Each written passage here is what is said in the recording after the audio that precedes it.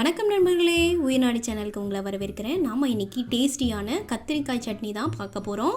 கத்திரிக்காயை சுட்டு அதை சட்னி பண்ண போகிறேங்க. இந்த ரெசிபியை பார்க்கறதுக்கு முன்னாடி எங்கள் சேனலுக்கு நீங்கள் ஃபஸ்ட் டைம் வியூவராக இருந்தால் மறக்காமல் சேனலை சப்ஸ்கிரைப் பண்ணிக்கோங்க, பெல் ஐக்கானையும் கிளிக் பண்ணிக்கோங்க. வாங்க இப்போ நம்ம கத்திரிக்காய் சட்னி எப்படி பண்ணுறதுன்னு பார்க்கலாம். பாருங்கள், நான் 2 கத்திரிக்காய் எடுத்திருக்கேன்.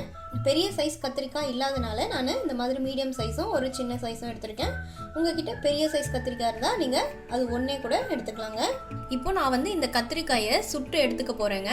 பாருங்கள், இதை நான் வடை சுடுற கம்பியில் இந்த மாதிரி சொருவி வச்சுக்கிறேன். ஏன்னா நமக்கு இந்த ஃபுல் கத்திரிக்காய் நம்ம சுடுறதுனால நம்ம கைக்கு ஹீட் ஆகாமல் இருக்கிறதுக்காக நான் இந்த மாதிரி பண்ணிக்கிறேன். நீங்கள் வடை சுடுற கம்பி இருக்கும் இல்லைங்களா, அதை இது மாதிரி சொருவி கொஞ்சம் முன்னாடி பின்னாடி எல்லாமே நல்லா சுட்டு எடுத்துக்கலாங்க.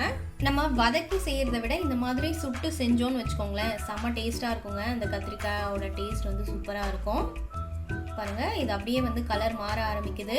அது மட்டும் இல்லாமல் அப்படியே நல்லா உப்ப ஆரம்பிக்குது. பாருங்கள், கத்திரிக்காய் இந்த மாதிரி ஃபுல்லாக இந்த பக்கம் அந்த பக்கம் எல்லாம் 4 சைடு ஃபுல்லாக அப்படியே எல்லா பக்கமும் நம்ம சுட்டு எடுத்துக்கலாங்க. கத்திரிக்காய் கொஞ்சம் வேக என்ன ஆகும்னா அது பர்ஸ்ட் ஆகுங்க. ஸோ ஒன்றும் பயப்பட தேவையில்லை. கொஞ்சம் தூரமாக இருந்துக்கோங்க. கொஞ்சம் மீடியம் ஃப்ளேம்லேயே வச்சு நீங்கள் சுட்டுக்கோங்க. இங்கே பாருங்கள், இதெல்லாம் நல்லா சுட்டுடுச்சு பாருங்கள். இந்த பக்கம்லாம் நல்லா அந்த அளவுக்கு நம்ம எல்லா பக்கமும் சுட்டு எடுத்துக்கலாங்க. பாருங்கள், இப்போது கத்திரிக்காயை நல்லா சுட்டு எடுத்தாச்சு. ஸோ இந்த மாதிரி சுட்டு எடுத்து வச்சுக்கோங்க, ரொம்ப தீச்சிட வேண்டாம்.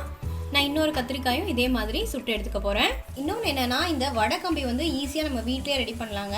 எப்படின்னு பார்த்தீங்கன்னா, நம்ம யூஸ் பண்ணி உடஞ்சி போன இந்த குடை இருக்கும் இல்லைங்களா, அந்த குடையோட கம்பி எடுத்து இந்த மாதிரி நம்ம ரெடி பண்ணி வச்சுக்கிட்டு அதையே கூட நம்ம வடைக்கம்பியாக யூஸ் பண்ணலாங்க.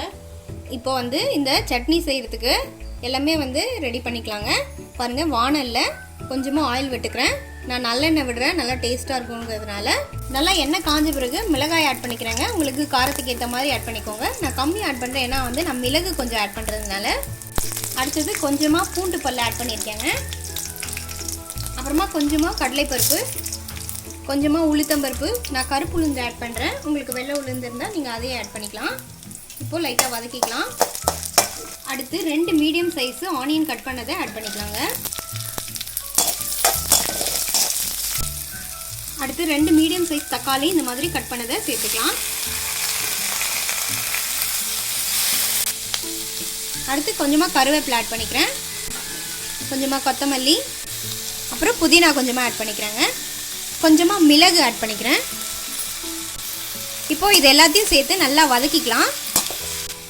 தேவையான அளவு சால்ட் ஆட் பண்ணிக்கோங்க. இப்போ அது நம்ம வதங்கிறதுக்குள்ளே நம்ம என்ன பண்ணலான்னா, நம்ம சுட்டு வச்ச இந்த கத்திரிக்காயோட முடிஞ்ச அளவுக்கு வர தோலை மட்டும் நீங்கள் நீக்கிடலாங்க. இந்த மாதிரி நீக்கி எடுத்து வச்சுக்கோங்க. பாருங்கள், இப்போது நான் கத்திரிக்காயை தோலெல்லாம் எடுத்துகிட்டு இந்த மாதிரி எடுத்து வச்சுருக்கேன். இப்போது நம்ம தக்காளி வெங்காயம் இதெல்லாம் நல்லா வதங்கிடுச்சிங்க. நான் இப்போ இந்த கத்திரிக்காயை இதில் ஆட் பண்ணுறேன். ஆட் பண்ணிவிட்டு இதை நல்லா நம்ம அப்படியே இந்த மாதிரி கட் பண்ணி விட்டுக்கலாம். இல்லை அப்படின்னா நீங்கள் போடுறதுக்கு முன்னாடி கூட நைஃப்பில் ஒரு 2 இல்லை 3 பீஸாக இந்த மாதிரி கட் பண்ணி போட்டுக்கோங்க. பாருங்கள், இப்போது எல்லாம் நல்லா வதங்கியாச்சு. இதை நல்லா நம்ம ஆற விட்டுடலாம். ஆற விட்டுட்டு மிக்சியில் போட்டு அரைச்சி எடுத்துக்க போகிறோங்க.